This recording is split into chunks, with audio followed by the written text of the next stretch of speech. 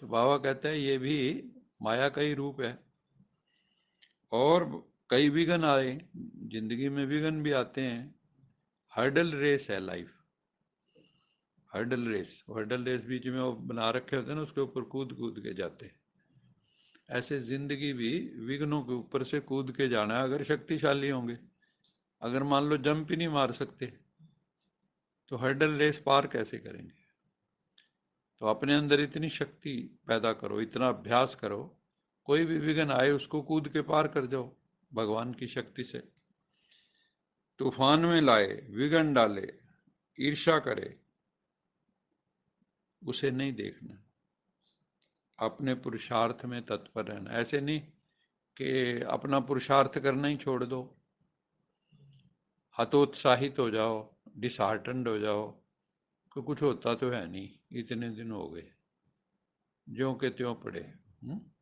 कईयों को देखा हमने, डिसहार्टन्ड हो जाते हैं, उत्साह कम हो जाता है, उमंग उल्लास नहीं रहता, चेहरे पे जो पहले खुशी थी वो नहीं रहती, क्योंकि पुरुषार्थहीन होने लगते हैं, पुरुषार्थ कम कर देते हैं या करते ही नहीं। तो बाबा कहते हैं कि चाहे कुछ भी हो जाए, आप अपना पुरुषार्थ कभी भी छोड़ो नहीं, उसमें तत्पर रहना है। क्योंकि हर एक एक्टर का पार्ट इस ड्रामा में अपना अपना है।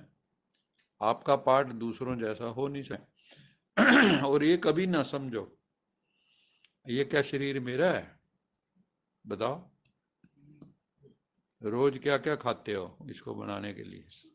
पानी तुम पी रहे हो, हवा तुम ले रहे हो, है ना, सूरज की लाइट तुम ले रहे हो, खेतों का अनाज तुम खा रहे हो, सब्जियां तुम खा रहे हो, फल तुम खा रहे हो। हम्म कहाँ से बन रहा है? प्रकृति से। आप कहते क्यों मेरा शरीर? आत्मा आपने बनाई है या लौकिक पिता ने बनाई है? हम्म बनी बनाई है, रेडीमेड है ना। भगवान भी रेडीमेड है, किसी का बनाया हुआ है क्या? क्या भगवान ने आत्माओं को बनाया? नहीं।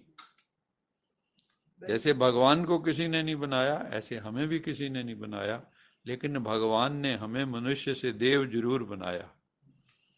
हमें अपने स्वरूप में जागृत जरूर किया कि बच्चे तुम भूल गए हो, मेरा रोल ये है। असली पिता कौन है? हुँ? शरीर को जन्म देने वाला पिता पिता नहीं है। असली माता पिता वो है जो आपकी तीसरी ज्ञान की आंख खोल दे, जो आपको अंधकार से प्रकाश में ले जाए, वो है। आपका गुरु भी वो है, टीचर, असली पिता भी वो है। इसलिए संस्कार होता है। इसलिए सिख लोग कहते हैं ना, अमृत छक लिया इसने। क्रिश्चियन लोग कहते हैं बैप्टाइज हो गया। ऐसे ही हर धर्म में संस्कारित करते हैं। तो बाबा कहते हैं जो तुम्हें, तुम्हारे पास जो कुछ भी है तुम्हारा है ही नहीं, ये मूर्खतावश कहते हो ये मेरा है। हो भी नहीं सका आज तक, बताओ किसका हो गया? भाई इतनी आत्माओं को आपने देख लिया कि वो भी मेरा मेरा कहते सब चले गए हैं। मेरे मित्र थे, एक नाम नहीं लूंगा, साइंटिस्ट, मेरे पास 2-3 दिन पहले ही आए। सुबह आते ही पहले मेरे कमरे में आते थे, आके मुझे अपनी रिपोर्टें दिखाते हैं। देखो मेरा लिपिड प्रोफाइल ठीक, मेरा किडनी फंक्शन ठीक, मेरा सब ठीक, मेरा कोई शुगर नहीं, मेरे को ब्लड प्रेशर नहीं। बस आगे अगले 25 साल तो मौज ही मौज है। ऐसा नहीं, ऐसे अंदर से बड़ा ही खुश। और 2 दिन बाद पता लगा ओम शांति सुन के हम लोगों को इतना वो लगा यार। और रात को उस दिन इंटरनेशनल कॉन्फ्रेंस थी, लोगों को उसने खूब चुटकुले सुनाए, खूब हंसाया, विदेशी भी थे उसमें। और उसके बाद घर गया, वहाँ थोड़े पैग पुग लगा लिए। सुबह अपना नहाने के लिए उठा, अपनी वो कबर्ड से कपड़े निकालने लगा, वहीं जीप बार कहाँ गए वो सपने? उस वक्त मेरे मन में एक बात आई थी कि इसका कोई लेना देना नहीं है कि कौन बीमार हो के मरा, कोई कैसे। This is all nonsense. जिसका जब टाइम आ गया ना, बहाना बन जाएगा कोई ना कोई। असलियत तो है ये। बाकी ठीक है, हम कोई ना कोई कारण दे देंगे। यहां भी कह दिया अभी हार्ट अटैक, हार्ट फेल हो गया, कुछ भी कहो, है ना।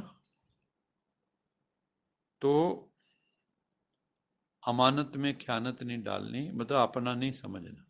आपके पास कोई मान लो गया तीर्थ यात्रा पे, जैसे पहले लोग जाते थे तो अपना सोना सोना पड़ोसी को दे जाते थे।